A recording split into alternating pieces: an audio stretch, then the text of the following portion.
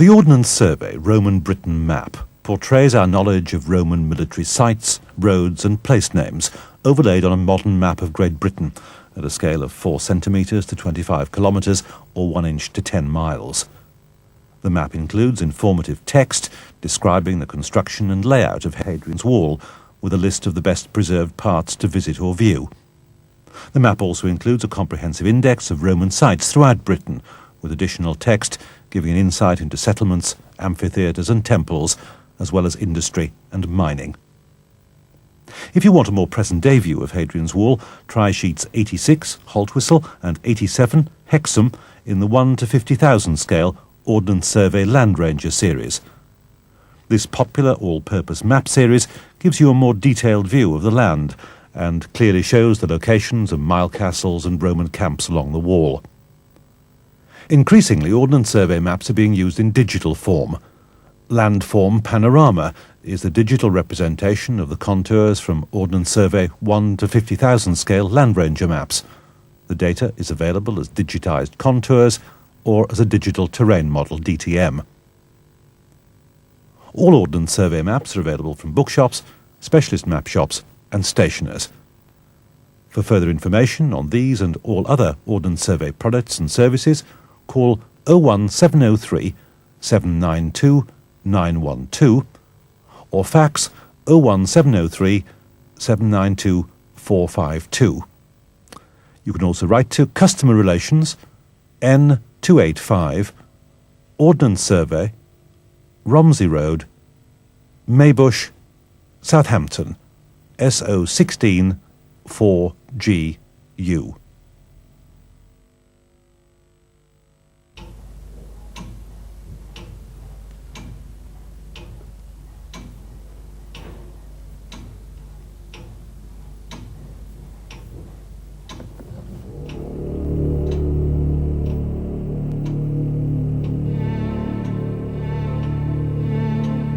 The Roman world stretched from North Africa to the Black Sea, the Danube and the Rhine. But it's in the landscape of northern Britain that we can still trace its most remote and most intriguing edge of empire.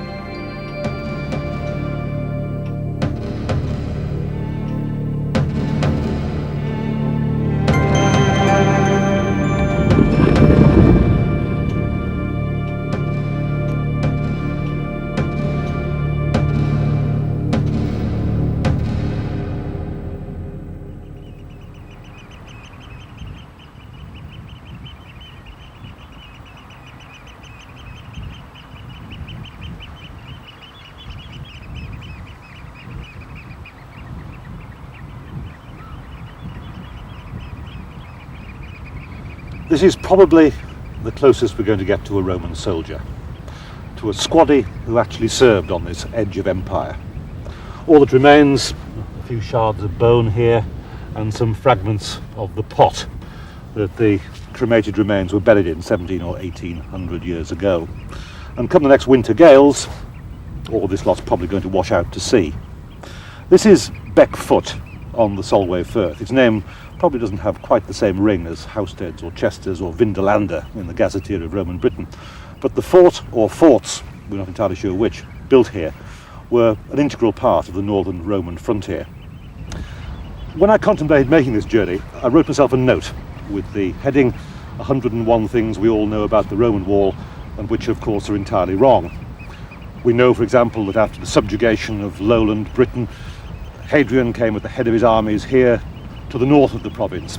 He found a wilderness.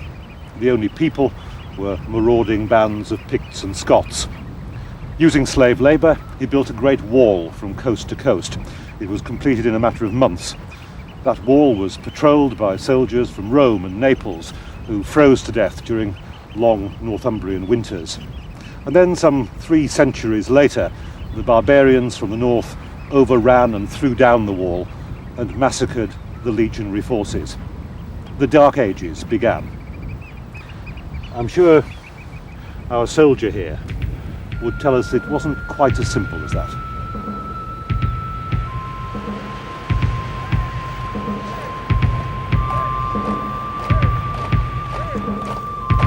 As every student knows, Caesar added wild Britain to the empire in 55 BC. He didn't. In fact, it took the power of Rome another 120 years to get to grips with the lands of the north. And even then, they were only passing through. They had no thought of frontiers. It was an empire without end. The Roman progress through Britain was part conquest, part diplomacy. Like later imperial adventurers, they had a distinctive brand of civilization to sell to the natives. High in the Lake District, above the Eskdale Valley, is one of the most remote and spectacular forts in the whole of the empire. It was from places like Hardknot that the new order was policed by strangely un-Roman soldiers. We have a number of Roman army units that we know about who've got names which indicate where they originally came from. I mean, here at Hardknot, the one unit that we know of came from Yugoslavia, the cohort of Dalmatians. But the name may well have stuck long after an actual local identity was of any relevance, and in fact many of these units may well have been kept up to strength by local recruiting, so that they won't in fact have felt the culture shock quite as much as we think sometimes. Again, one of the tales that comes from the school textbooks, I seem to remember being taught that the native population, such as it was, one of them, they were covered in woad, and two, that they ran around with clubs in their hands. I can remember that picture too. You sort of picture the British essentially sitting in caves waiting for the Romans to go with the woad pots by their side so that they could paint themselves blue and rush up on the top of hill forts again. I know. No, what we see now, I mean, particularly since the development of aerial reconnaissance programs, I think from the sort of early 1970s onwards, we're aware now of far more what we call Romano-British sites between these major Roman military sites. And these are the sites which were essentially farms. Some of those farms may have belonged to discharged veterans from military units like this one, but many of them will have belonged to ordinary Romano-British, whose main object, of course, was to feed their families and perhaps hopefully make a bit besides that they could then bring down to a fort and sell, so that they would be blended into a developing Romano-British economy. Gradually, of course, people have moved on to realizing what the far-sighted ones were telling us a long, long time ago, that archaeology and history are about people. And that at the end of the day, whilst the structures, of course, are important, what we should learn from them is what the people were like who were living in them, perhaps for quite long periods of time, how they spent their days, how they supported their lives, what was life like for them, those sort of questions. Those are the ones that, at the end of the day, of course, are what's going to make it all come alive, but otherwise it's just a heap of stones. But it wasn't full-scale aggravation between the natives and the Romans. No, aggravation at first, obviously, because nobody likes being taken over. But perhaps within a generation of the conquest, people had come to accept the reality. There were outbreaks of trouble in places from time to time, but generally speaking, the picture's a peaceful one. They sort of rubbed along together. Yes. Surveys from the air have not only helped to a greater understanding of daily life in and around forts such as Hardknot, they've revealed fascinating glimpses of a northwestern frontier that was built long before Hadrian had his big idea. This was its command headquarters. Come on. It's not the grandest entrance to this site, is it? No, it's... Set of old sheep pens. But what's the significance of this site? Well, in many ways, it's the best preserved on the western side of all the forts, and above all, the civilian settlement is extraordinarily well preserved. This is the fort and township of Old Carlisle, near Wigton in Cumbria. Its garrison was one of the most prestigious cavalry regiments in the Roman army. Which to the untutored eye, it's very hard to make sense of all these bumps and hollows here. Yes, it just looks like humps and bumps. I imagine we're walking along the line of a road or track here. That's right. In fact, we're along the line of a road from Carlisle to Maryport, and the modern successor is just a few yards away where the traffic's running now. But this is the best preserved in the whole country, really, area in which you can see the settlement associated with a fort. And it's a peculiar set of circumstances. One, why it's never been examined, and two, why it's so clear, and that's because of the stone robbing. What's happened is that in the 17th and 18th centuries, the walls of the vicus buildings, the civilian settlements buildings, were robbed for their stone, not only to put them in the field walls alongside, but also to incorporate apparently in the building of Maryport. So you can see here the line where there was a wall. It's what we call a robber trench. And if I just walk round it, you can see where there was actually a house, a sort of elongated room on the road, which we just walked down. And I'm coming back now, and this is the robber trench here. So this is in fact just rubble. That's right, rubble there, and it's spine end on to the main road. It's a shop or a house facing onto the main road. The presence of soldiers sets out an economy. We know that, for instance, in this case, because they were cavalry troops, they were better paid than infantry. They probably had more to spend. That may be why this is such a particularly good vicus. This is as good a defence as you'll find anywhere on the whole of the frontier in the way it survives. There's a huge ditch there which we're looking at. We can just about see the Solway over there, and this is the main fort west of Carlisle, and as you can see it controls the mosses, and that's why it's a cavalry unit, because you can cover ground faster. Was there a line of fortification out there somewhere before Hadrian's Wall was built? Yes, it's becoming clear now. On the parallels of Issa in Germany, and to a certain extent in North Africa as well, you put a palisade and ditch along a line, in this case, on the back end of the mosses. What evidence is there of this earlier frontier? Something like 10.5 kilometres of a ditch. They're very difficult to date, but when you get 10.5 kilometres in a straight line, you're fairly sure it's Roman. And hopefully we'll get some radiocarbon dates soon off the palisade which was in front of it. It's a V-shaped ditch running along towards the site of Beckfoot. It explains why there's a site at Beckfoot, a fort at Beckfoot in any case. But its essential task is to run along the front of these small hills in front of us and look down onto the mosses.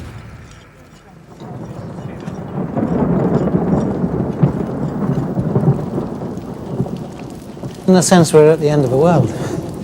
I'm sure that many of the soldiers who were based here felt that this really was the end of the world, a posting to be avoided if at all possible. I think they thought of this as a Khyber Pass, except it's flat. What I have a sense of awe about is the idea that you had to have a formal frontier as a concept of empire, but there had to be a stamp, as it were.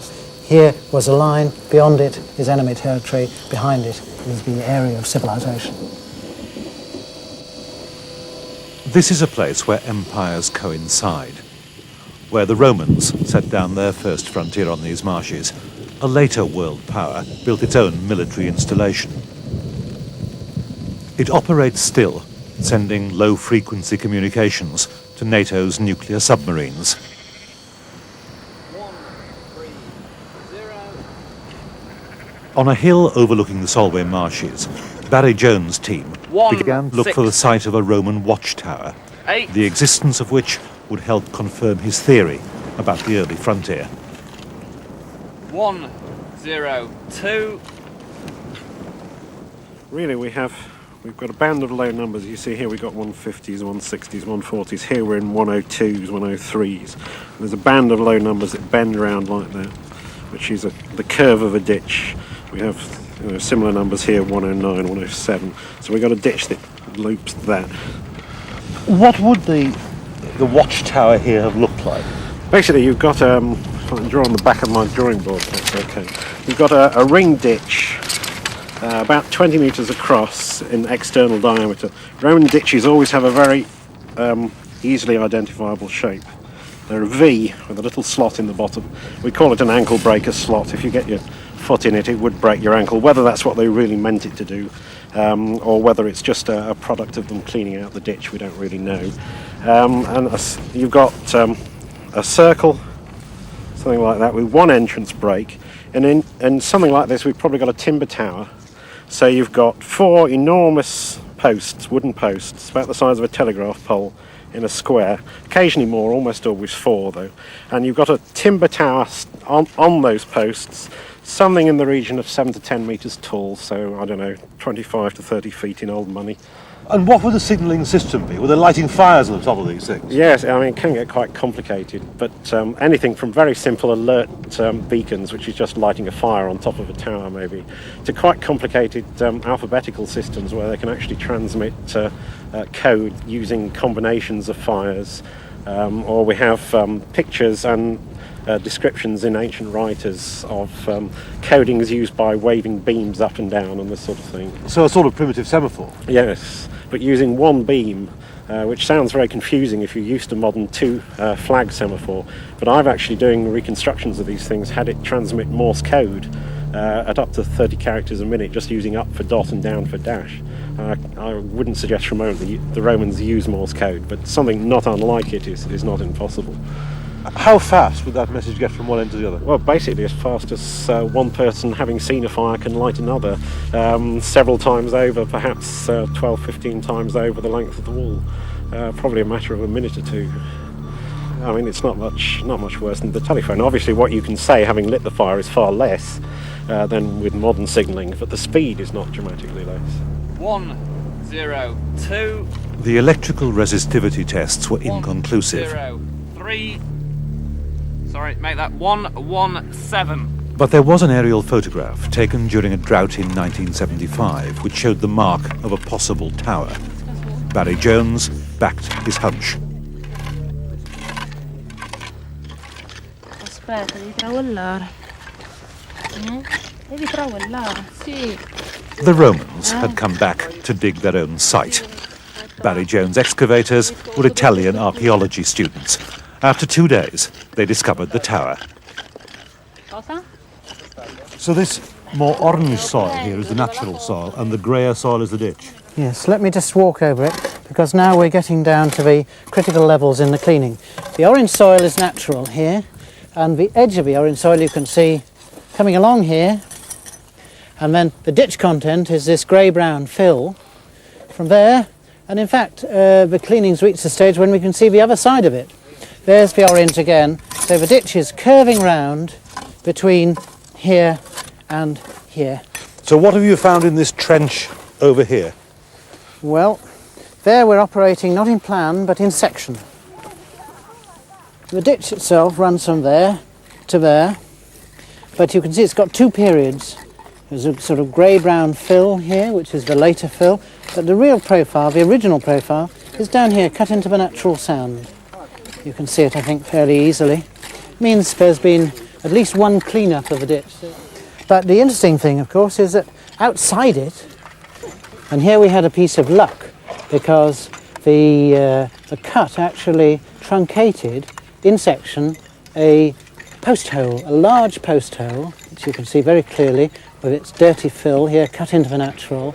And that's outside the ditch, 2 metres outside the ditch, and obviously there was a large piece of timber stuck in here to form an outer palisade, a ring palisade, round the tower itself. The tower that emerged at Gamelsby was an echo of far distant edges of a troubled empire on the Rhine and the Danube. We know nothing of the men who garrisoned it, except that they were at their posts perhaps 40 years before a single stone was laid on the Roman wall. The fact that sites such as these are still being discovered demonstrates not how clever the archaeological sciences are, but how little we really know about the 4 centuries of Roman Britain. So much is speculation that we have to chart our way through those centuries by latching onto the unshakable facts. And surely into that category rises the life of Hadrian. Wholly Roman, self-assured and straightforward Hadrian, who built a wall, and who actually came from Spain, and who was as complex and as insecure as many of the more notorious emperors who preceded him. Trajan, funnily enough, the great military emperor Trajan, we know very little about his character. I mean, he was probably a bit thick, quite honestly, but a solid type. And one of the historians says about him, everyone thought he was wonderful. He did have this thing about being keen on small boys and drank too much, but it didn't do anyone any harm. Hadrian wasn't like that. I mean, I think with him you can say he may have had one or two affairs with women too. Of course, his marriage was a disaster. It was a political marriage, and he was rumoured to have poisoned her. And you know, people used to ask why haven't they had any children, and she produced the answer: I've taken steps to make sure that I don't produce a son by him, because any son of his would be a monster. You know, these sort of stories. But it's the story of the wall that he created as a symbol of Roman power that endured. And there can surely be no doubting the magnificence of that achievement. I don't know, this frontier policy I think actually was a big mistake. I mean, mainly the reason was psychological. These things weren't so much barriers to keep out the barbarians. It was partly so that the militarily minded elite who fancied wars of conquest going on and on should get the message, that's it. And so he really did try to retrench in that very tangible way, putting these permanent barriers in. So the old idea of the Roman Empire is an empire without end, as Virgil put it, you know, was seen to be. So the Roman wall is actually a symbol of failure rather than success? Yes, I think it is. I mean, it's certainly a symbol of failure of the traditional Roman policy, which was just they go on and on conquering and conquer the world. And he brings that to an end. Hadrian set about stabilizing the empire. Shortly after he came to power, he abandoned recently conquered lands in Armenia and Mesopotamia, and he set off on his grand tour of the troublesome northern provinces. He came to Britain in the year 122. We don't know how long he stayed, or why he decided to build the most ambitious of all imperial frontiers. But for more than 15 years, building and modification of the works occupied perhaps 15,000 men from sea to sea. Simpler fortifications extended round the Cumberland coast, but the wall itself began or ended at Bowness. Perhaps there was a wall that ran down to the Solway here, but if there was, the tides have long since swept it away. Just as they have part of the Bowness fort, it's a rather sad and ignored place. There's not a lot we can say about Bowness.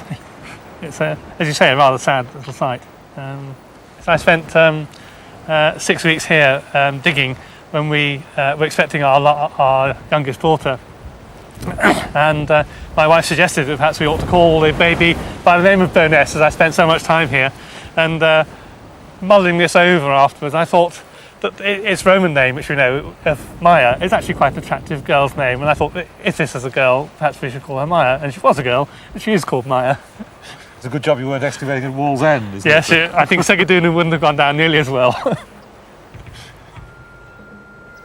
Almost nothing remains of the fortifications at Bowness.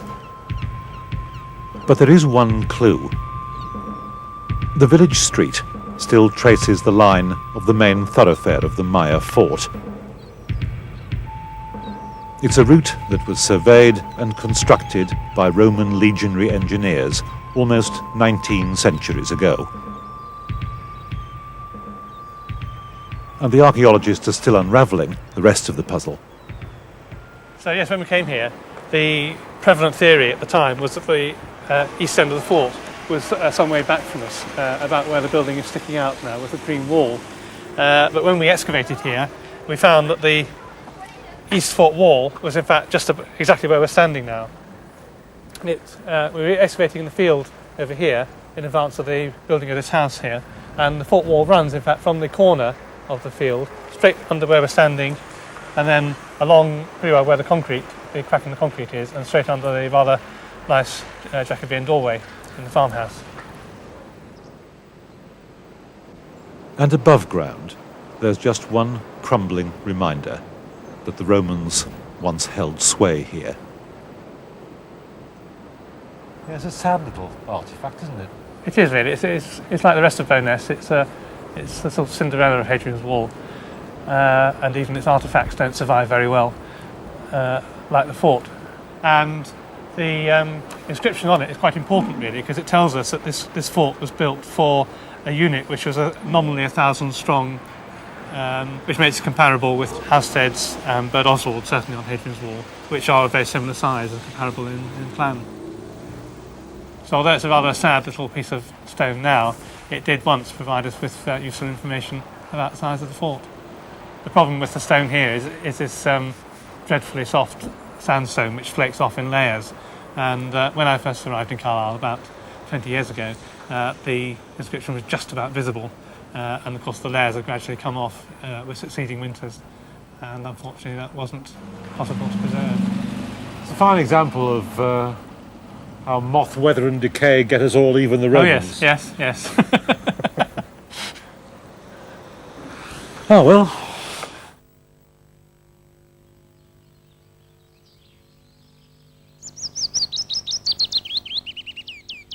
On the 7th of July, 1307, King Edward I of England died at this spot on the Solway Marshes, waiting to cross the Solway to do further battle with the Scots. It was the fever that carried him off. But the reason he died here is in no small measure because of the Emperor Hadrian. It was he who first thought of the idea of putting up a frontier which ran from Solway to Tyne. The tribal lands of the Brigantes knew no such boundary. They stretched from the Midlands to Strathclyde. It takes just the tiniest twitch of the imagination to come to the conclusion that it's because of Hadrian that the border between England and Scotland starts just a couple of miles away from here. In the whole body of Roman literature, there are only 12 words on the subject of why Hadrian's wall was built. Roughly translated, they say that Hadrian built a wall 80 miles long to separate the Romans from the barbarians. That's it. But the frontier that's described by those 12 words is a powerful influence still. When Hadrian drew his line not so much in the sand, but across marsh and moorland, he was creating not only a physical barrier, but also a state of mind.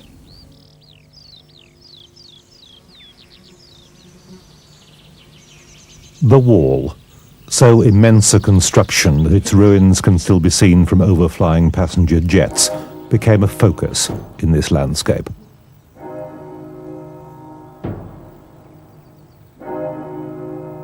There's evidence now that far from being abandoned when Roman power declined, the wall was adopted and reused by the people of later centuries.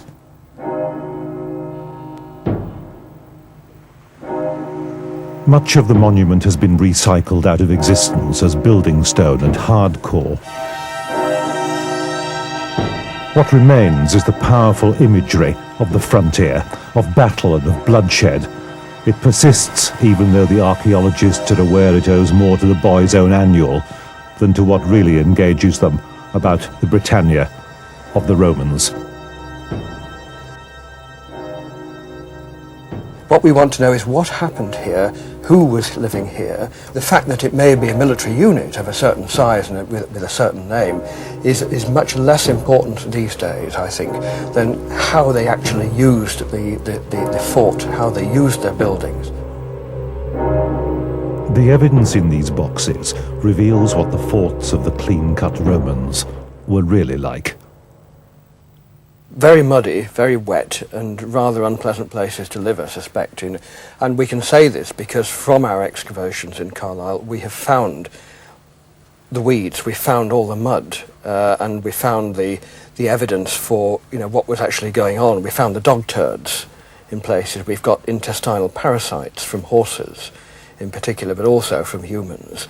We found leaves and grain and things which suggest that every nook and cranny in the town, and the same would apply in a fort, would have been infested with grasses and weeds of various kinds. So the traditional picture that you get of clinically clean roads and buildings is completely false. We have to put that to one side. The village of Stanwix, north of Carlisle, was the site of the biggest fort on the frontier, perhaps called Axellodunum. The largest cavalry unit in the whole province, the Alla Petriana, and the highest-ranking officer on the wall were stationed here. we're left to imagine their presence. All that remains of the fort that housed 1,000 cavalry is a few stones in a corner of an hotel car park. But close to the site of the fort, evidence is emerging of the parade ground where those cavalrymen trained, and of the local people the Romans displaced. Here we have a field boundary. There's a ditch. We might here have remnants of the bank surviving, this light grey over the very Oh yes, dark. that area there. Yeah. You see it on the surface, cutting through. One thing to observe about the ditch here is its orientation, which is about 45 degrees to the line of the wall. And this shows that this is a pre-wall ditch. And we have evidence of these ditches going under the wall at 45 degrees. And just going back a moment to what we saw along there, that the medieval ploughing pattern is actually running at 90 degrees to the wall. Yes. The field pattern has completely changed Yes. because the wall was there. Yes, yeah. Now what's happened here then? Right, In terms of these, there's a dark layer and then the very obvious clay layer above it. Yes, well, what's happened, the dark layer reflects the silting of the ditch, probably during its use. And then what's happened is it's been deliberately backfilled with this thick deposit of clay, which, as you can see, is part of the platform which forms the parade ground. And this is quite a dramatic illustration of the effect of the Romans on the native population, in that they've just come, levelled the area, filled in the ditches, goodbye fields and farming. Roman compulsory purchase. Well, yes. There's a man coming through here with a parade ground. Yeah, sign his form. The ghostly marks of a plough hauled through this ground by oxen on an ordinary working day 1900 years ago, before the Romans came. I suppose we're all tempted one way or another to leave our mark. But where Fred loved Doris and Kilroy was here, the Romans had been here before them. In the valley of the River Irving is one of the outcrops of soft sandstone quarried for the wall. Here, squaddies that you could imagine were bored and tired and probably wet through left their own graffiti. And left a whisper of their passing.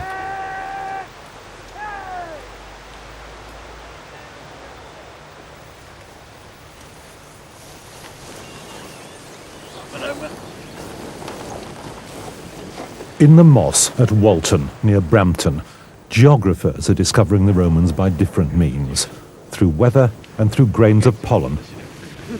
When the Romans came here, they found a climate that was warmer, was drier, by about a degree or so in summer. That doesn't sound much, but it means a lot more evaporation from the soil. It means that agriculture would be easier, probably less rainfall as well. Not as warm as the warm period of the Middle Ages, when vines could be grown around here, and they couldn't do that today. Carry on. Yes, yes, yes. Well, that depth should give us the Roman period. This moss here has been accumulating over about the last 8,000 years. So if we take the Roman period out of it, we've got the remains of the bog mosses itself. But incorporated in that is the pollen from the surrounding vegetation around the moss, and that's what I'm interested in for purposes of reconstructing the vegetation history. Oh, lovely. Oh, rather wetter than we've been used to. We get a pattern of huge deforestation as the Romans came into this area of northern England. So obviously we get a decrease in tree pollen as the trees were cut down by the Romans, and that's replaced by large amounts of grass pollen and pollen of herbs, which indicate that pastoral and arable agriculture then took place as the Romans were in the north of England. Combining the two lines of evidence, the general climate and the general environment as shown from pollen analysis, we have a picture of a landscape which was fairly wild to modernise, in that there wouldn't be the patchwork of fields that we have today. There wasn't the amount of fertiliser used, of course, so things weren't bright green as they are now. This bog would have looked pretty well the same at that time, with the fringe of trees and the same plants, pretty well the same plants, growing upon it. But the rest of the environment as Lisa has said, would have been more wooded before the Romans came, almost as open as today when the Romans were here and were manning the wall, and then it reverted to more scrubby woodland after the Romans left.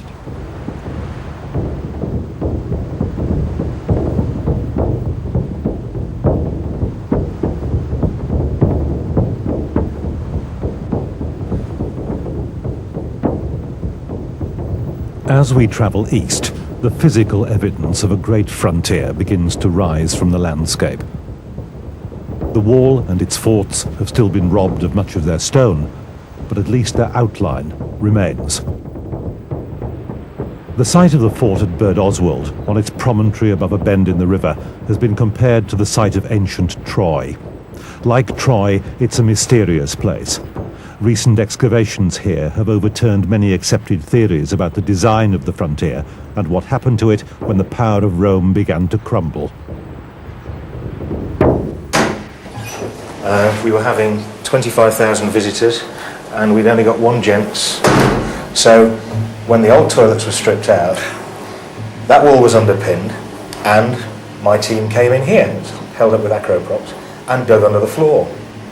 And quite amazingly, just there, under the floor of the gents now, there is the base of a Roman pier within a major building of a type which had not been found in any auxiliary fort before. What you'd expect here would be barrack blocks, not major and apparently basilican buildings with, arcades running through them. We would not have found this building had it not been for the fact that we needed to do the toilets up. What date is this breeze block here? 3rd century breeze blocks. There's an inscription from Netherby, one of the outpost forts, which describes a basilica exercitatoria, which is a basilica for drill and exercise of troops. The Roman writer Vegetius tells us that buildings like basilicas were used to give infantry weapons training in wet and windy weather. And of course there's no shortage of that in this neck of the woods at all.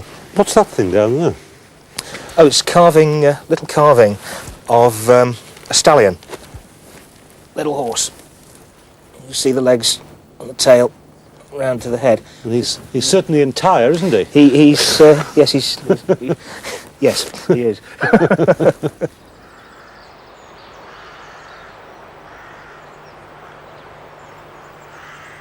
And this is the most exciting find of all. Yes, it is. There is nothing like this in the north of Britain. We're starting with the building that we're now walking in, that's represented by the timber posts on either side of us. We're starting to get some idea of just what happened to the Roman garrisons of the wall at the end of the 4th century, when Roman administration fell apart, when society went through very radical changes. And of course when the pay stopped coming in to the army, when the provisioning through taxes stopped coming into the army, the mass production industries folded, they were not getting pottery, and the people living here were thrown on their own resources. But what you've got here is continuity from Roman occupation. That's a very important point. There is no break. There are no Romans here that leave. This constant myth that we get that there are Romans who come to Britain. They're all Italians, they stay on Hadrian's Wall, their knees get cold, and then they go home again when the Huns arrive. When the Roman certainties went, it had a huge impact on the way people lived. But people stayed where they were. But if the fires continued to cast their long shadows in a Dark Ages timber hall, how did the men who'd been born to be servants of Rome change when Rome no longer paid them? The troops had been used to receiving tribute in kind from the locals as part of their Roman taxes. It would only take a tiny shift in attitude to say, well, you carry on supplying us and we'll make sure that you stay all right because it's in our interests to do so. It's a very short journey from soldier of Rome to protection racketeer to border reaver. You know, once you get out there, you're out of the civilized world completely. I mean, it's always a bit like that on the wall. once you're over the wall in Roman times, you're certainly out of the civilized world. But you still get that feeling, even in the Middle Ages and the late Middle Ages, that once you leave here, it's the sort of waste and uncontrolled world, the world of robbers and reavers and so forth. It's horrors, it's dark things, it's the dark night of the soul out there, isn't it? It certainly is, yes. Now, what dating evidence do you have for these particular buildings? Well, we were very fortunate here because there was a hearth at this point here. We're using paleomagnetism, the way that the Earth's magnetic field changes from year to year. That was trapped when the stones were burnt. And so when the stones were burnt, it was possible for geophysicists to come along and calibrate the Earth's magnetic field, and then using charts which they've made to actually date the period when that hearth was being used.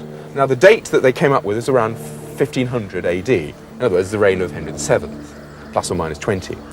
But what was particularly gratifying at this point was that we found a fine ware pot which could be quite closely dated, something called Cistercian ware, which is found very often in medieval monasteries at the time of the dissolution. So it dates to the early 16th century, the time of Henry VIII, or just before. And that, of course, is exactly the same period that we got from the geophysics. So for once, the scientists and the archaeologists agreed. It doesn't always happen, but in this case it did.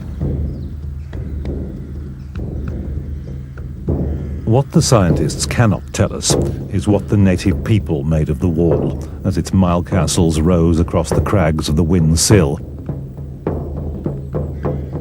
The Celtic tribes left no literature for us to discover and interpret.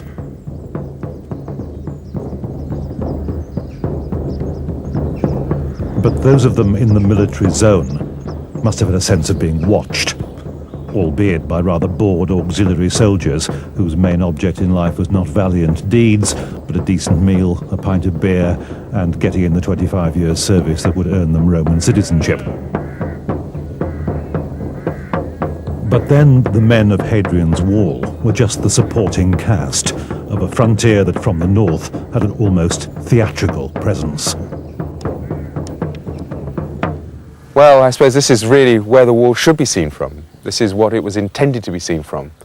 Sort of a major barrier. Mind you, on those crags one often wonders why on earth they did it. But I suppose the answer... Because they were barking mad. Because they were barking mad is certainly one answer. The other one is that the wall has not simply a functional role, but a symbolic role. It was marking the edge of the empire. And I know there's lots of dispute whether the edge of the empire really was Hadrian's Wall and so forth, but it marked in clear physical terms, particularly if it was whitewashed, certainly when it was first built.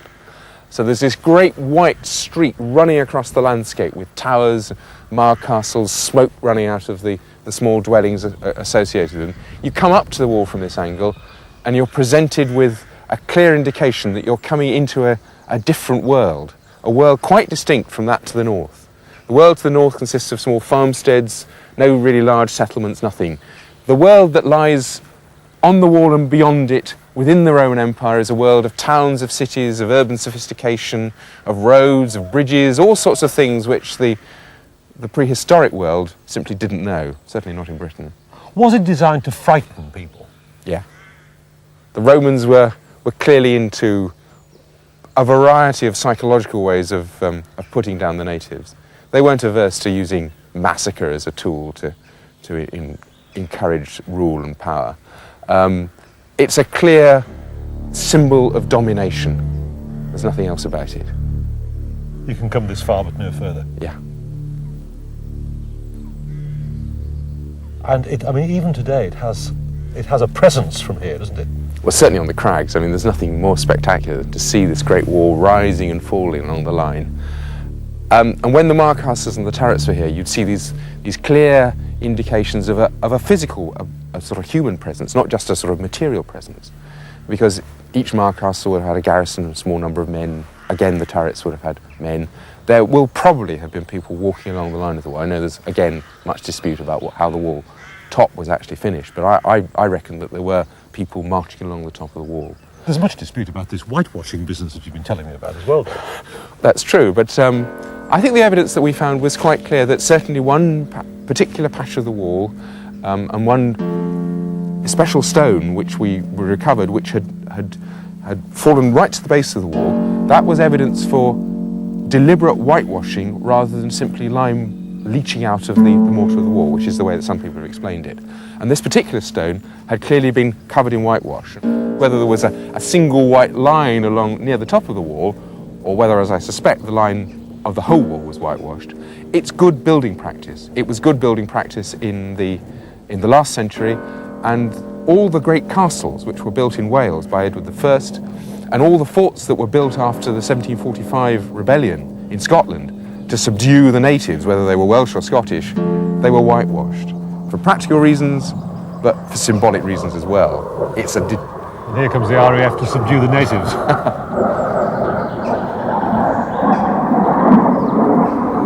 I suppose it's very similar. I mean, the presence of these damn things, you know, in a war zone is a warning thus far and no further. Yeah. The same as the wall was. It's a constant reminder. But like all constant reminders of oppression, the wall eventually focused the opposition. There's evidence of it being attacked and damaged on several occasions. But really, there was surprisingly little trouble.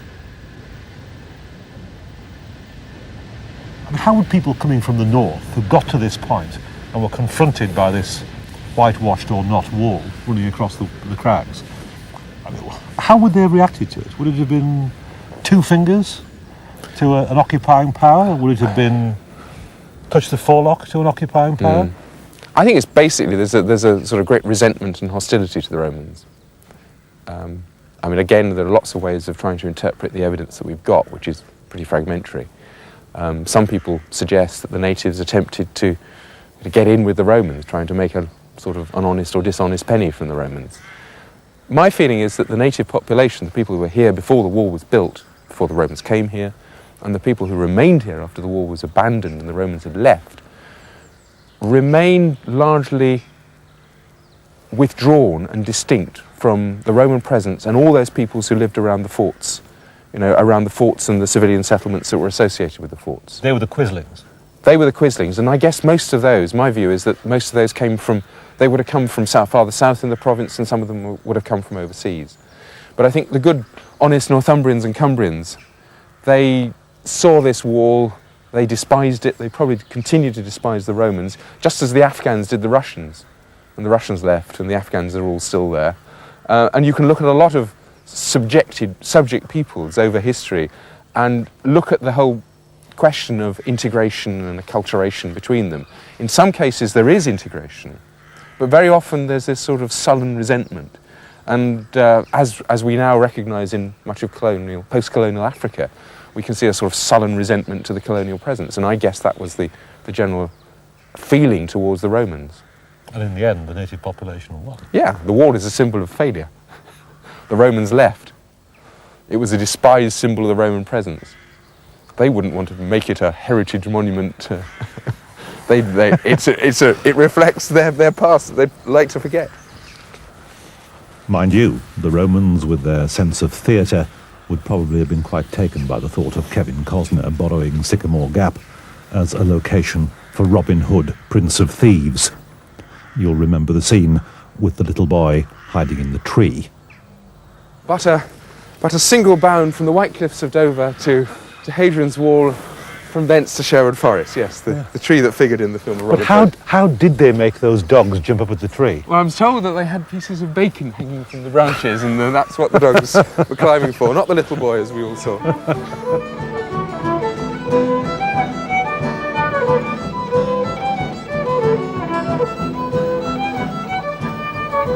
An echo of the old reaving days can still be heard in some of the border gatherings up by the wall. The Armstrongs, who once used Housesteads as their fortress in the Badlands, are mainly pacified these days. But when the Hetheringtons got together at Lanercost Priory, there was much talk of the last big gathering here when they came to murder the Bishop of Carlisle. In fairness, that was the odd few centuries ago. They're more interested in genealogy than grievous bodily harm these days. But the surroundings they've chosen are a stirring bridge to the past. Much of this building, ruined and re-ruined down the years, is made of recycled Roman wall, a direct link in hewn stone stretching back 19 centuries to the days of Scots bravado.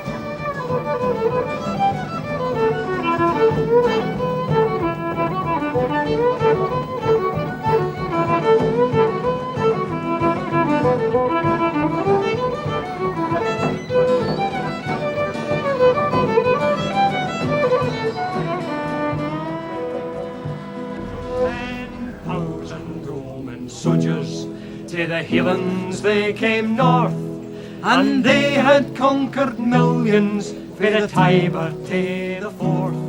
They landed by Loch Lomond, for the night they thought they'd lie, but be somewhere in the Cobbler Hill they heard this terrible cry: Gregory, Gregaloo, come up and fight, ya cowardly crew.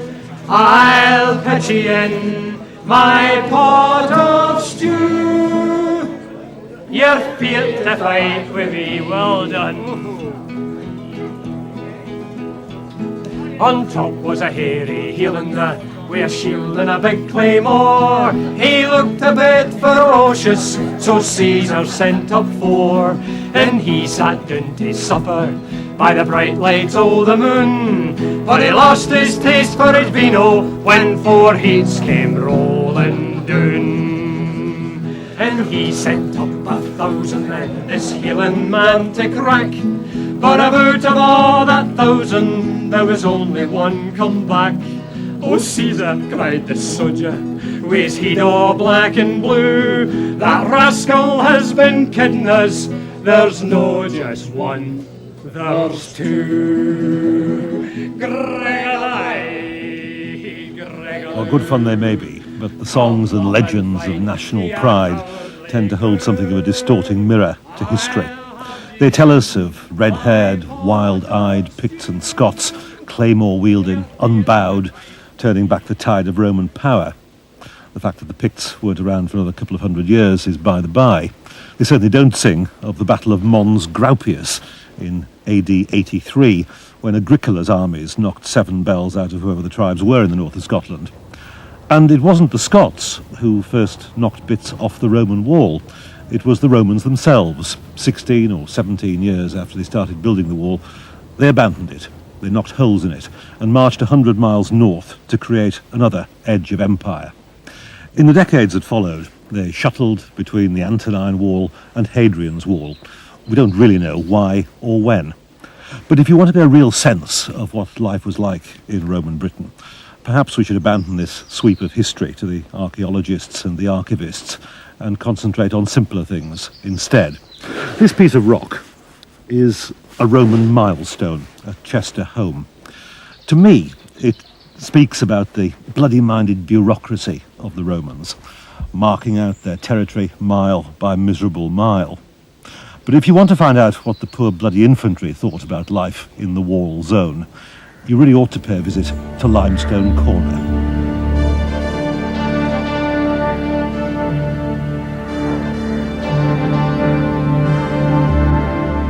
Must be an awful shift. Get up there and do your 15 hours on the ditch quarry. But when you look here, you've got, they've actually created an absolutely perfect ditch line. In many ways, most interesting about this whole section is that the wall ditch was never finished. We don't really know why. One suspects is that they just said, "Oh, to hell with it, it's not worth the effort." What are these marks here? They're sockets for wedges, which could either have been of wood, bone-dry wood, or of bronze. We've got evidence, certainly, for bronze wedges from elsewhere on the wall. If they were wood, what would have happened was that they would have fitted very tightly in the holes, and then they would have been wetted, and as the wood expanded, so it would have cracked the rock. I suspect with this very hard dolerite, it would have been bronze that would have been used rather than wood. And it's very brutal hammer work. Just keep hammering them in. And we can see the results of this all around us, these enormous blocks which must have been carried out using cranes and block and tackles. But this was the piece of stone that broke the legionary's heart. Well, I don't think it broke his heart, it may have broken his back. Oh no, it broke his heart. That's why it's still here in the middle of the ditch. This is the one that they didn't take away.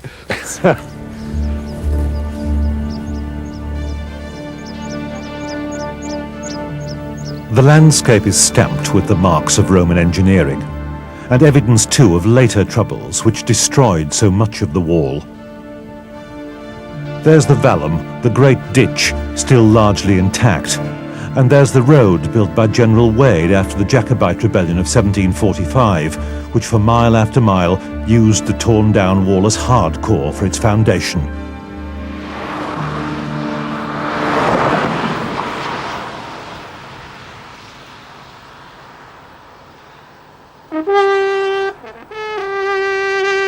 Everybody here okay?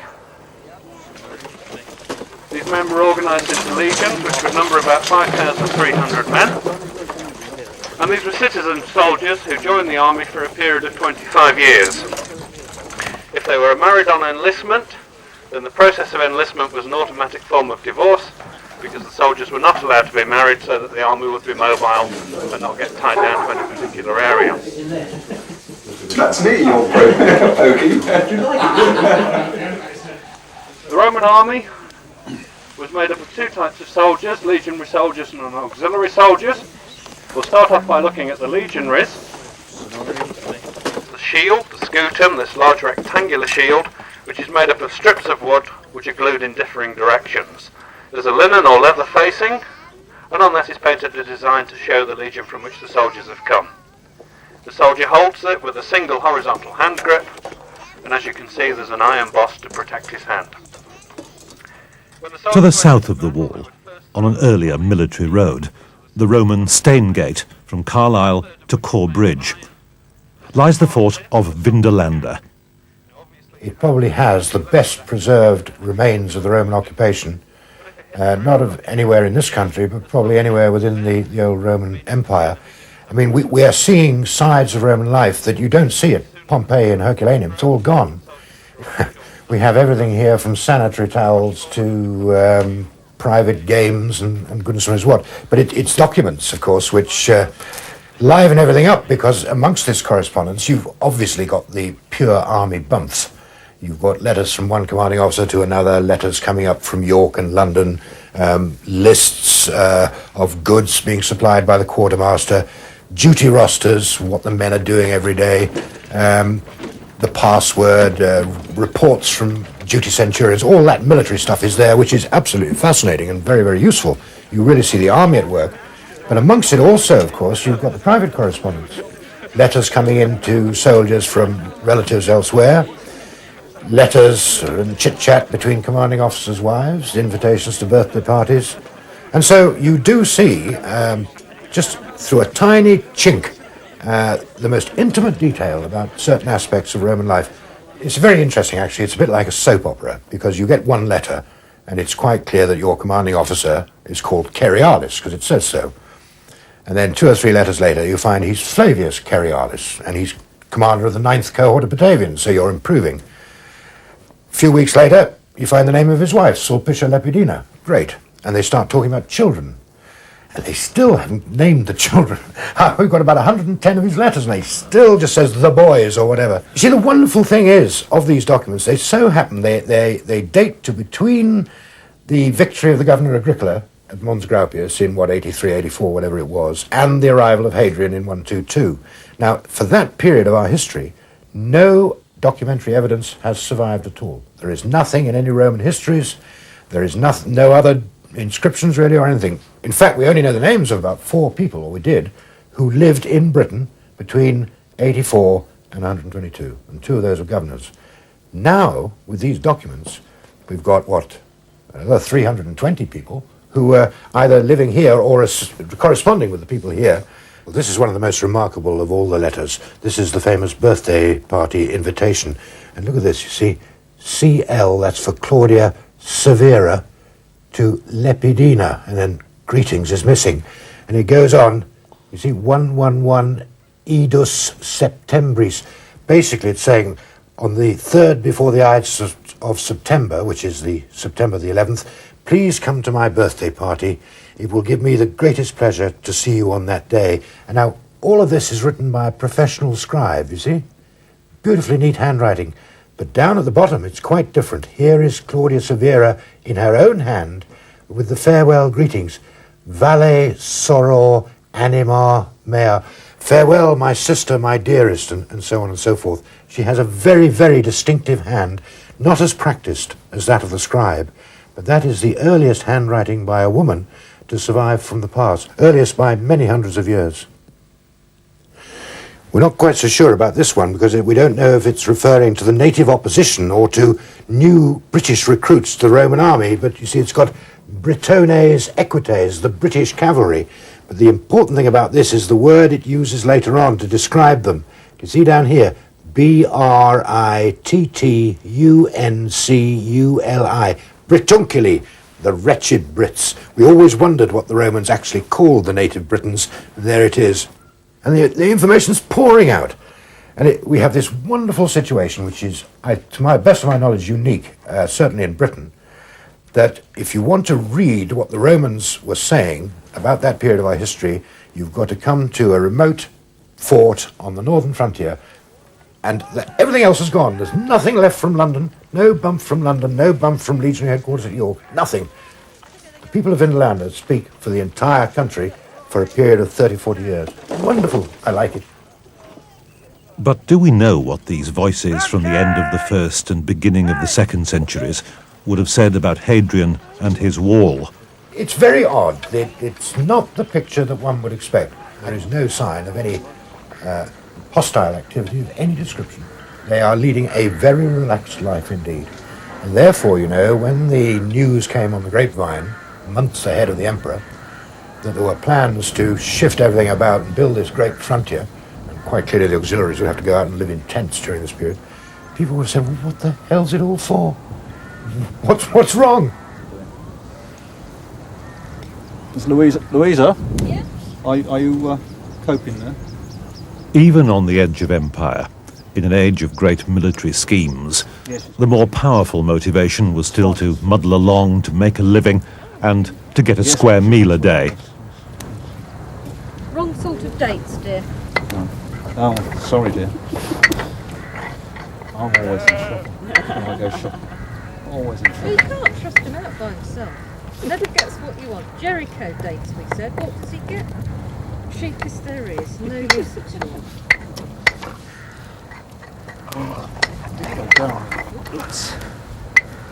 So is this going to be edible? Of course it's going to be edible. It's our dinner! That's not edible. I don't eat today. It's wine, mint, raisins, and a few mixed herbs. It looks revolting. But smells. It smells very good, yeah.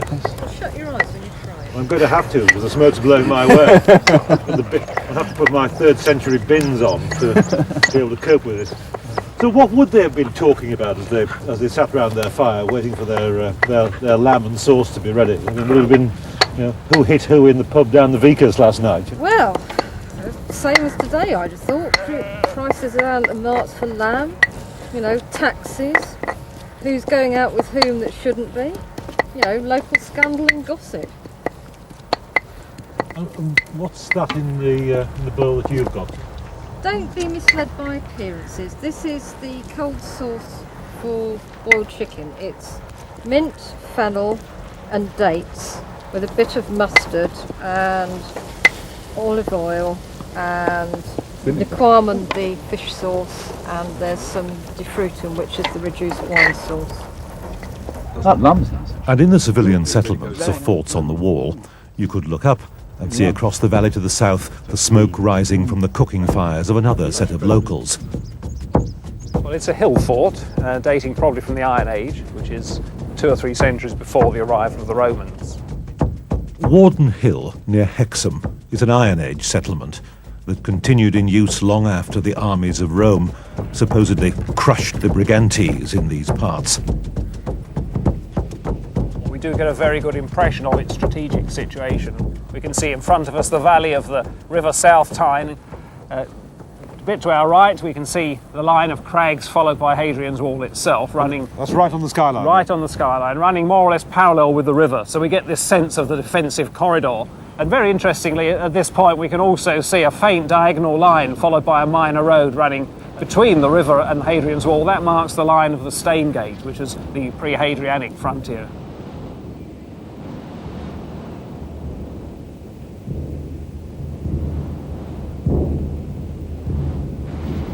probably first constructed perhaps about 500 years before the Romans arrived, and was then occupied maybe intermittently, but perhaps more or less continuously for the last couple of centuries before the Romans arrived. And when the Romans did arrive, we've no real indication that sites like this presented much of a problem, and that people may have been allowed to remain living within it. The people actually living in a site like this may have been socially of fairly high status, more like medieval lords of the manor, perhaps one or two families actually living inside the site here, where people of rather lower social status probably didn't live in elaborately defended structures like this, but had small villages of huts on the hillside below. Some of our Iron Age chieftains were able to negotiate with the advancing Romans and reach various agreements which enabled them to remain in possession of their lands, we believe, and there were occasions when native Iron Age peoples were probably fighting on the same side as the Romans against their traditional enemies, the other native Iron Age people in the next valley. So there was a certain amount of opportunism at work as well.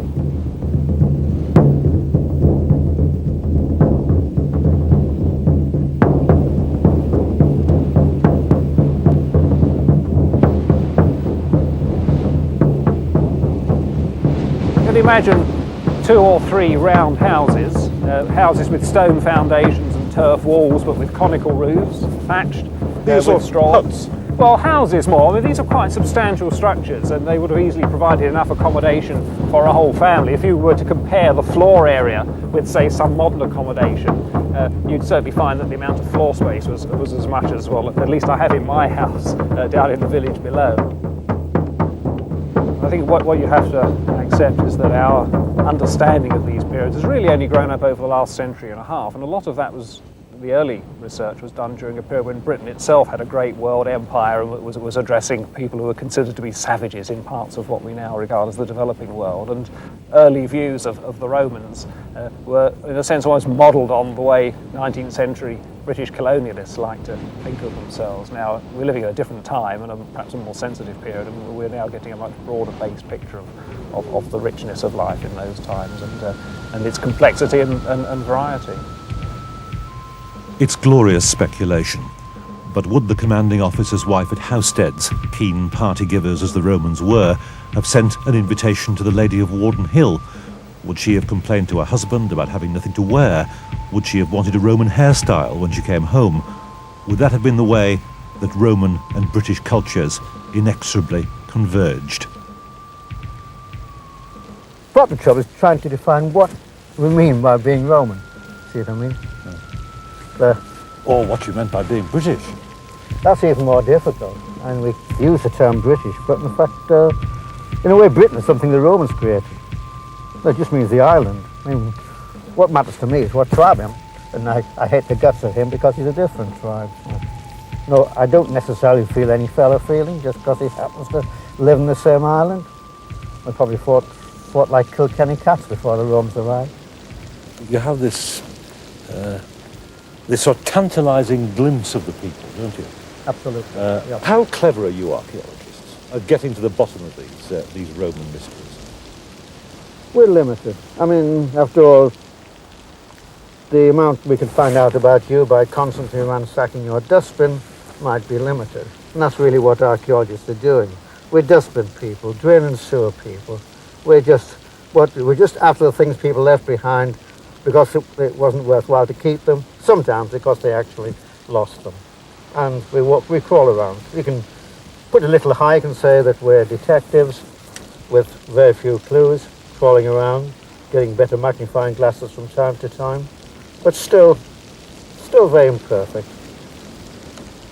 After all, the Romans didn't really intend to leave us a full record. Why should they? Is there one particular artifact that you would like to discover? One particular site, perhaps, you'd like to dig that you feel might hold the potential to cast that shaft of light, into these dark recesses of Roman life? I'd like to see us dig a cemetery. If we could get a real good collection of Roman stiffs, we'd really be in business. I think they do things now with DNA that make me absolutely boggle. So, a cemetery. If we want to understand the living, let's get at the dead. Well, there are two just over the hill here. Oh, they're there. We know where they are. But we've worked from the forts. We've worked a little way out to the civil settlements, but beyond those lie the cemeteries, and there I think is the next great area of exploration on the wall.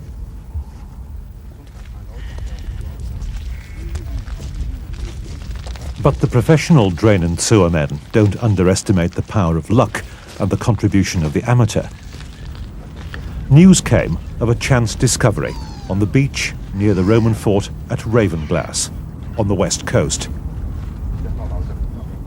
I was walking the dog, and Howard was walking rather down on the low side towards the sea, the low tide, and he just said, "Hey, Dad, I found a piece of bronze for you," and I just took it off him. I said, "Yeah, sure, I'll have a look at it." And there was a bit of carving on the back, and I said, "Oh, it's been in a fire." Then I said, "Well, maybe it's not, maybe it's part of the bronze covering off the wooden shield." I said, "But it'd be interesting to look at, and it may have patterns on it, taps, because I used to stamp little designs on them." So I put it in the bag and said, "I'll have a look at it later on," you say, because I was struggling with the lecture at the time. So as far as I was concerned, just a piece of bronze. It could have been off a Ford Cortina, for what I was concerned, you know, a piece of scrap metal. You know, until I showed my father, who was not a Roman expert, but he's studied Roman history.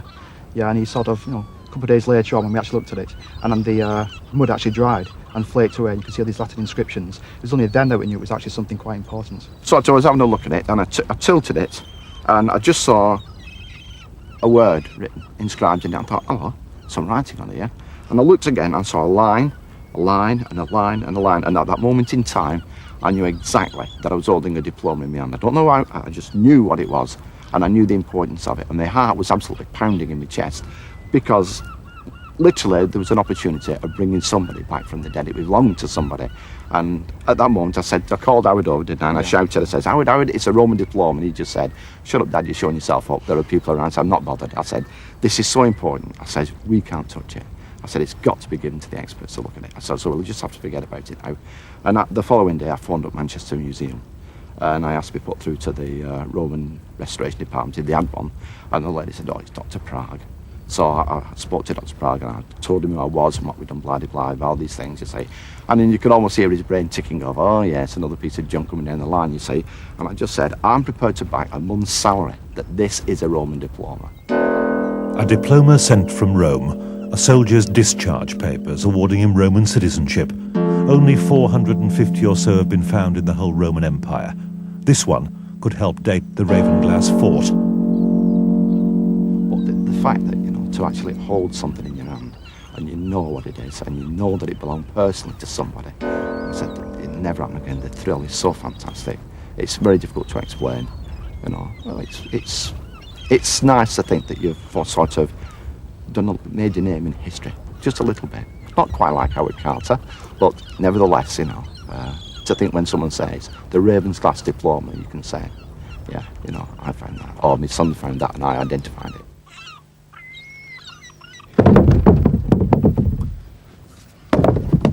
But archaeological discovery is only one aspect of the life of the wall. Farmers like Julian Acton make their living around it. His sheep graze the fort at Housesteads. 80% of the wall site is in private ownership, and the pressure of increased visitor numbers, now that the wall is a World Heritage Site and a national long-distance trail is planned, means that the wall is going to have to be managed more intensively. A balance between access and intrusion is going to have to be struck.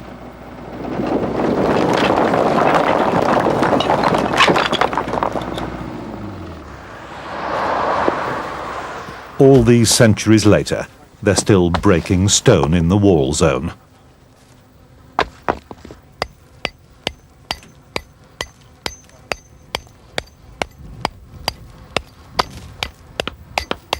And Roman times still fascinate enthusiasts who devote their time to recreating everything from Roman fashion to Roman smelting.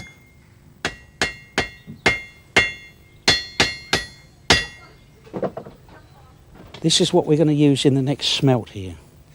This is hematite, 60% iron. There's a pound in there, and there's a pound of charcoal there. The two go together. So a pound of charcoal, a pound of iron ore go into that furnace, the Romano British furnace, which shaft furnace, which we've built. It's an inner shaft of sandstone, insulated with sand from the outer rubble cylinder, It's blown mechanically because I can't always have slaves pumping bellows, you see. But so we pour this in, about a pound of this and a pound of that every 10 minutes, depending on how the thing's working.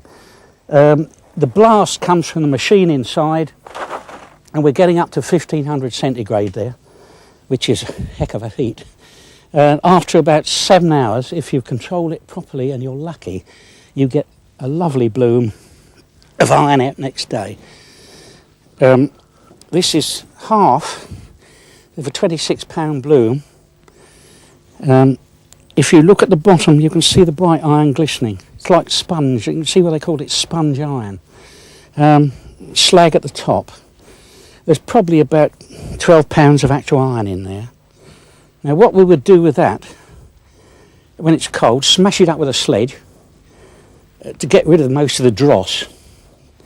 And then beat the iron down flat. It's still not welded up, you see. Beat it down into a fairly solid state and then bung it in the forge and bring it up to welding heat, white heat, 1550 or 1500 centigrade, and then weld it together into a lump. And then from there on, you make your tools.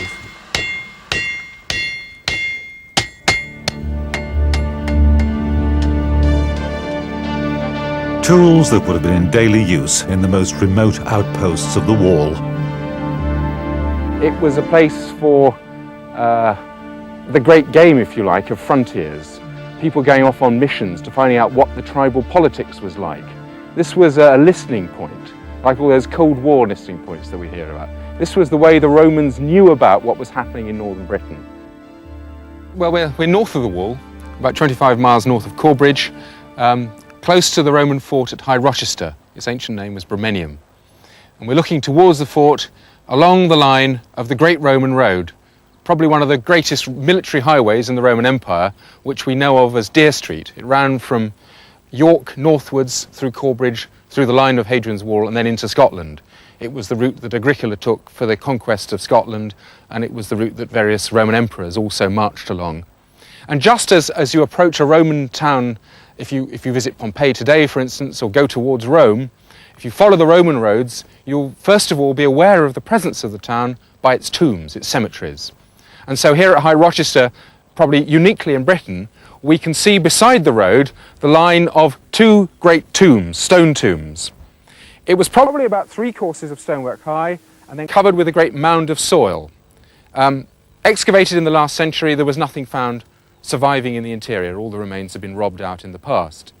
There's a small decorative element of an animal's head, possibly a deer, a wolf, who knows. You can see sort of ears or horns, sort of a triangular face with the horns and ears pointing upwards.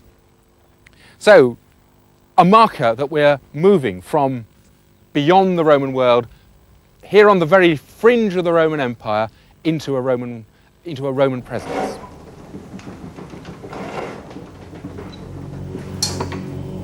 "200 years of study at this edge of empire have offered up treasures that whisper down the centuries of the power and the glory of Rome.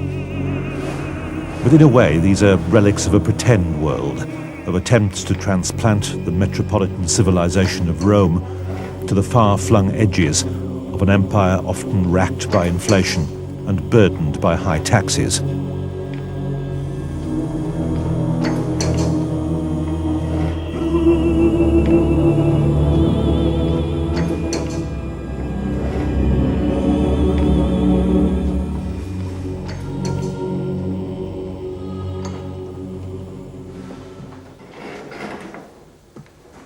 It may seem to be straying dangerously close to heresy to say it, but the Roman wall was really rather a muddle. As a project, it was a bit like the Channel Tunnel, dogged by politics and changes of design and overshooting the budget. It all started as a deceptively simple idea. There would be a stone wall from the Tyne to the River Irving, and then from the Irving west to the Solway, a wall built of turf. And then it seems they began to change their minds. The turf wall was replaced in stone. Some sections of the wall where the broad foundation had already been laid were finished as a cost-saving narrow wall. Some of the forts were moved up onto the wall line. Some installations, already laboriously constructed during the short building season, were demolished and started again. You can just imagine the mutterings in the barracks of an evening when the latest memo arrived with yet another change of plan.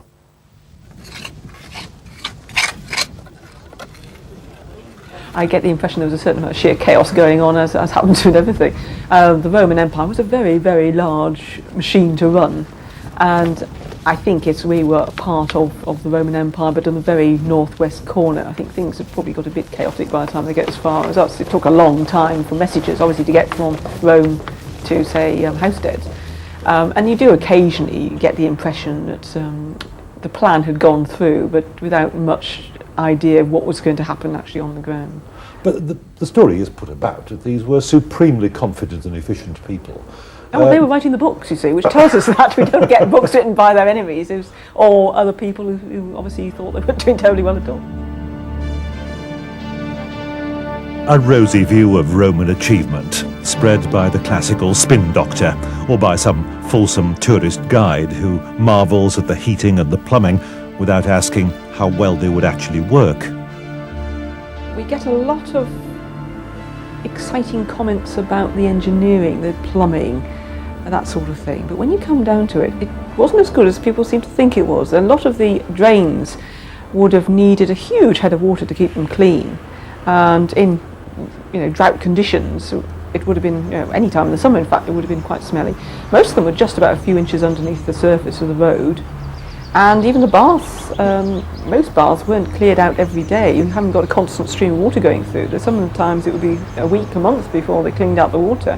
So I suspect it would have been rather smelly.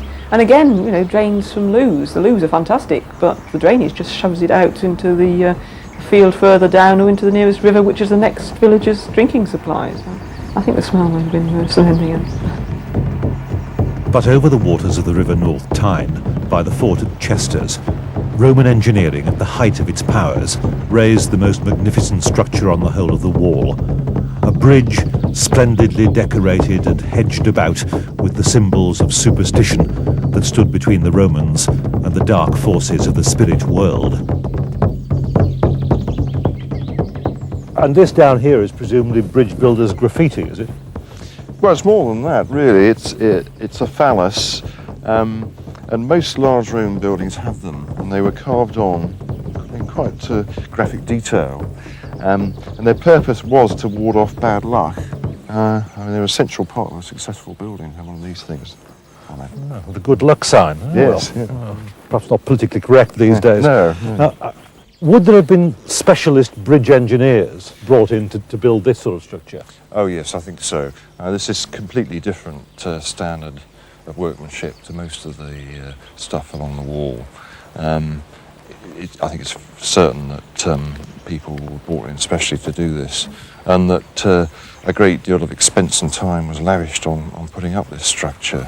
They would never have seen anything like this at all before, because it's a building on a metropolitan scale. The bridge wouldn't have been out of place in Rome itself. It's conceived on that ambitious scale. Why would they have built something so elaborate in such a remote place? I think they were trying to make a really firm statement about the power of the Roman Empire and the fact that it could, even on the fringes of one of the more backward, poorer provinces, it could suddenly conjure up, a huge structure which proclaimed the power of the emperor and the loyalty of the state and all the other symbols which the Romans were interested in. In terms of the British Empire, drawing a comparison with that, it's rather like the British Raj building India Gate on the seafront at Bombay. Yes, very similar. Yeah.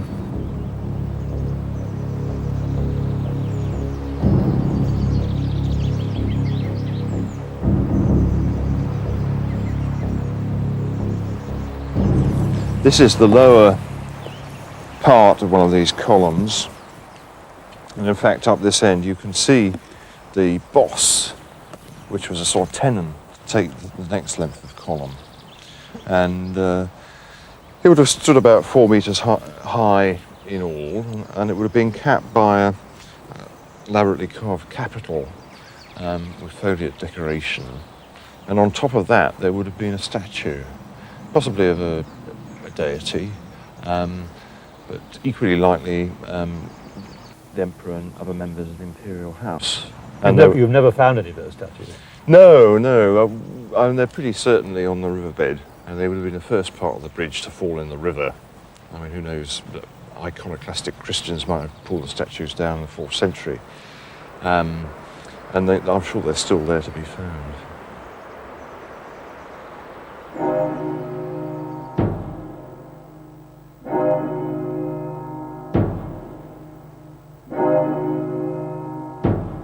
The garrison of the wall found comfort in many gods.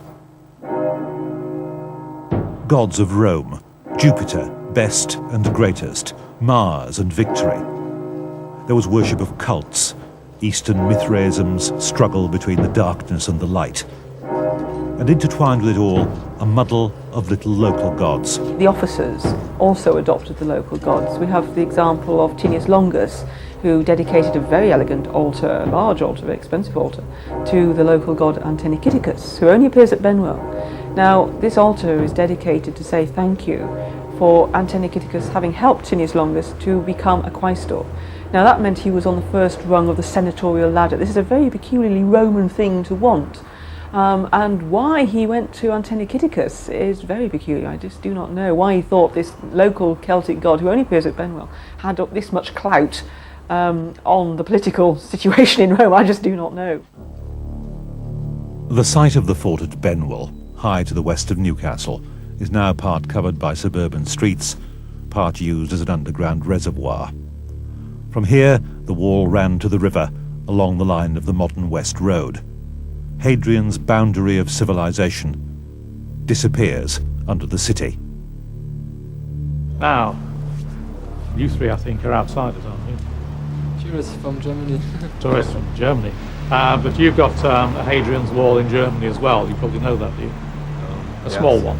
Yeah. A more modest one, yes. But so, anyway, we know that there was a Roman fort here in Newcastle somewhere. We knew that. But nobody knew quite exactly where it was. So here, the Roman buildings go underneath the keep. But the bits that are laid out here are, you can see they couldn't leave it open because it's about something like 3 meters down to the Roman remains proper. Again, people would have fallen in, rubbish would have got in, water, rain. So they've had to fill it. But they've marked out the Roman buildings in these square stone sets. So inside here, for example, this is the headquarters building. And then just there is, here is a little lane between buildings. And there on the other side, here, that is the commanding officer's house. Thinking about what Hadrian's Wall was for, some people like to think that it might have been used for military purposes and you could put the Roman equivalent of guns on the top. They didn't have guns, they had catapults, but for quite a lot of purposes it was just for regulating movement, people coming to and fro. So would it keep people from getting through? Well, probably not, because as somebody has pointed out not long ago, the Berlin Wall in Germany was much more sophisticated than Hadrian's Wall. It had searchlights and automatic machine guns. So on a dark night, you couldn't stop people from individuals in ones and twos from coming along and climbing over. So even if people could even get through the Berlin Wall, occasionally, then the Romans weren't going to have much luck keeping absolutely everybody from getting over their wall. There is one further memory of the emperor and his frontier in Newcastle. Where the swing bridge stands now was the site of the Roman Pons Aelius, named after Hadrian's family. Close by is the modern headquarters of the wall, where English heritage is attempting to reconcile the at times conflicting demands of owners, farmers and visitors. we certainly want to look at it in its wider context now. It's both spatially, in the terms of its setting and what went on around it at various stages, and chronologically in what went before and what came after. Because what went before influenced the wall we've got now, although I have to say I don't think the Romans paid a lot of attention to local planning regulations, if there were any. And certainly since then, the wall has been a major factor in the landscape in conditioning things like boundaries, road lines, and all the rest of it. The wall zone is sort of 80% privately owned. It's always likely to remain so. Therefore, we must work with the owners. Different owners, as you say, have their own agendas, and what we need to do is to persuade them that there is a balance between what they want and what we want, and that it can benefit all of us. And it needs to be conserved as the basis for the future. I mean, without the wall, there is nothing. But with the wall, we have something which is unique in the world, and certainly unique in this country. Our journey along the frontier takes us past the pioneering house development of the Bike Wall and along the river.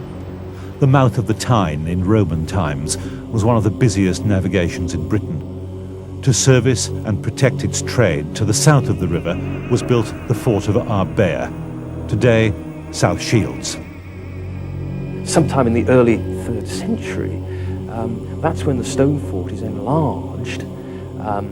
Its barrack accommodation is largely done away with, and this is the time when it is converted into a great supply base, filled with granaries.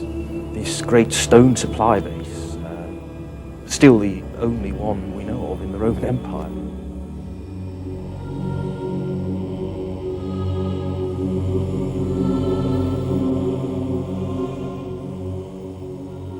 And here at South Shields, we get a larger unit in garrison, and it is one whose attentions are perhaps very much directed towards the sea.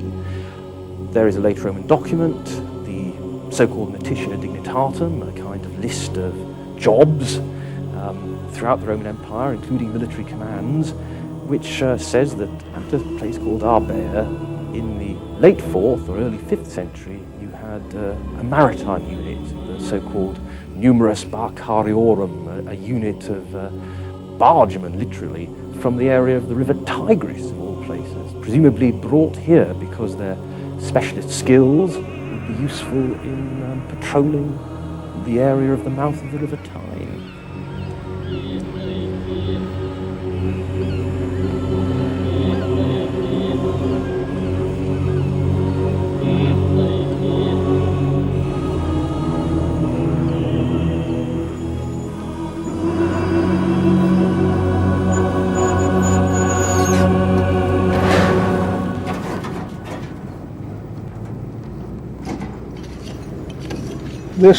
This is part of our heritage just as much as yours, in a sense, even though you own the territory.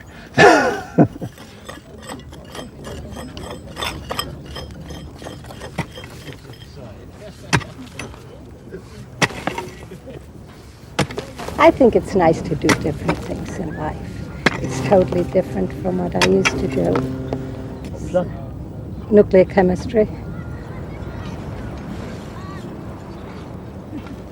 The wonderful thing about Roman Britain, that when people were excavating sites like this and other sites on the Roman wall in the 19th century, they thought they had a picture in their minds which was broadly reliable, and very often thought that although there were some things they would like to know and couldn't find the evidence for, they thought they'd established it more or less for their time. And we're the same. We know incomparably more than they did about life in this fort and its historical outline in the 3rd and 4th centuries. But it would be very sad indeed, I think, if we left nothing for the future. It's a common perception that it's all been dug up and there's nothing left to excavate.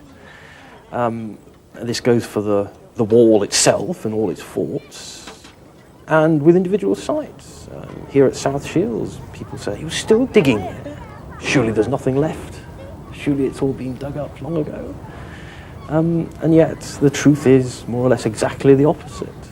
The one area of the fort which we have excavated to subsoil consists of about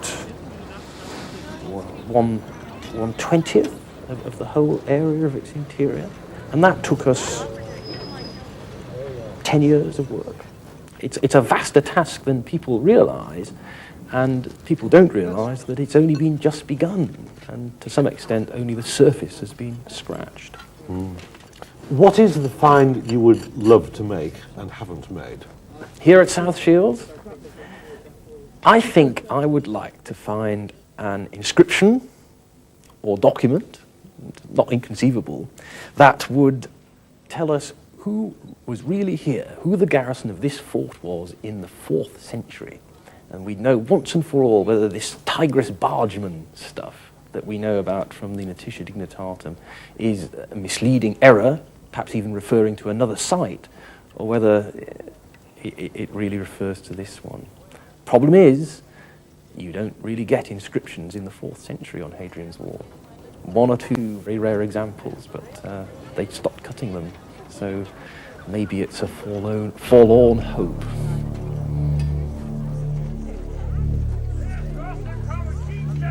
From the storehouse fortress of Arbea, signals could be sent across the river to the garrison of Segedunum. Wall's End, huddled on the riverbank, where until a more recent age of change, they built the passenger liners that plied to outposts of empire and the warships that policed imperial power.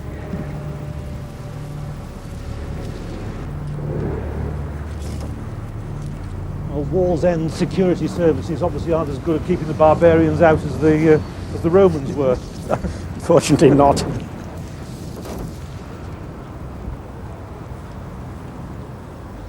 So this is the rare line of the original wall, is it? Yes. When was this excavated? About 4 years ago. Yeah. And that's really very impressive, isn't it? Yes. It's just the sheer bulk of it that's impressive. Yes. This is the importance of doing a reconstruction. You don't appreciate just how large it is. Same thing with the gate at South Shields. You don't appreciate the size of it until you get the third dimension in, until you get it complete. It gives you a real impression of what an undertaking it must have been to assemble the sheer weight of stone to build something like Yes. And it was the Roman army, as always, or bloody infantry that had to do the work. Locals probably carted some of the stone, but they had no tradition of quarrying or cutting or dressing or building.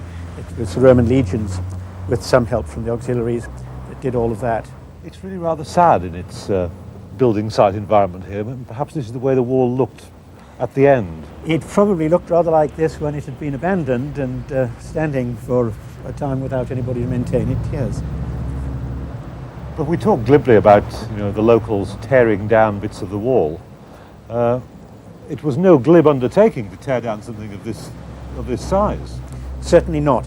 And the idea, which was once prevalent, that towards the end of the 2nd century, in 197, there were hordes of Caledonians and Northerners who descended on the wall and brought down the towers, reduced great lengths of the wall.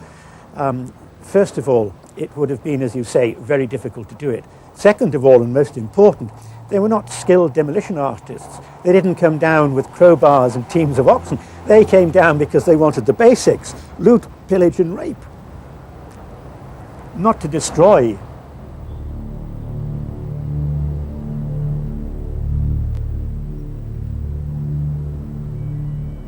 In the late 3rd century, the garrison of Hadrian's Wall was run down, the troops were taken south. There were reasons. Britain was in revolt for over 10 years, over a decade, and the reconquest was going to come from across the Channel, so the army was taken down there. Slightly earlier than that, it had been building defences around the towns, cities of the province. So the northern frontier, which was peaceful, it was run down as a military installation. But presumably in a settlement like this, which was strategically placed at the mouth of a river and was always going to attract trade, is your suspicion that the fort here continued in use throughout that Middle Age period? We've got one little piece of a Saxon strap end, a piece of metalwork that was definitely Saxon in date, but one little piece doesn't make full occupation.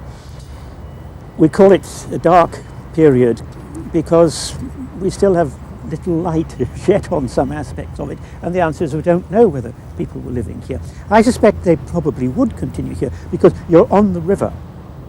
If towards the end of the occupation, two chaps ended up sitting here on the corner of the fort looking out down the spur wall, and I was a Roman and you were a Briton, would there have been a great deal of difference between us? I think there could have been really no difference between us at all. The soldiers inside the fort, these were the fathers, the uncles, the brothers, the cousins of the civilians living outside. And the chances are you would be somebody who either made your living by trading in and around the fort, or you were a retired soldier yourself anyway. A retired soldier, or somebody who was just to be recruited into the local regiment. So there wasn't any difference between them inside and them outside. So when people say in 410, the Roman army with its bronzed helmets and its standards, it turned on its jackbooted heel and marched back to Rome, it's totally untrue, totally untrue. Probably when the order came, as Kipling suggests, I don't want to go back to Rome, I have nothing to, Rome owes me nothing, I owe Rome nothing. Probably quite a lot of them deserted and stayed with their families. And that was that.